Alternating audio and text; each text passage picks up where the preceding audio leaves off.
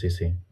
I aquests 39 de Lleida, si es produïssin, que al final podrien ser 38,3, 38,5, no han de ser 39, s'aproparien o fins i tot superarien la màxima històrica dels països catalans en un mes de maig, que són 38,5 de l'any 22. Per tant, sí que parlaríem de temperatures molt elevades, excepcionals, tot i que fins ara no s'ha produït cap rècord, perquè, com veiem, estem davant d'una escala de temperatura progressiva, hem anat pujant graons a poc, i per tant ara ens estem acostant a aquest pic, que arribarà entre dijous i divendres, per després relaxar-se una mica.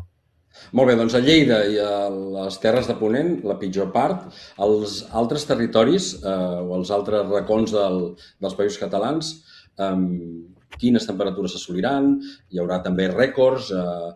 Com ho acabarem de passar, això? Doncs els rècords bàsicament quedaran concentrats en aquesta zona, a la zona de Ponent, allà on habitualment fa més calor. Són zones on habitualment ja cada estiu trobem, lamentablement, rècords en els darrers anys, perquè al final aquest context del canvi climàtic doncs, fa que cada any es vagin assolint rècords.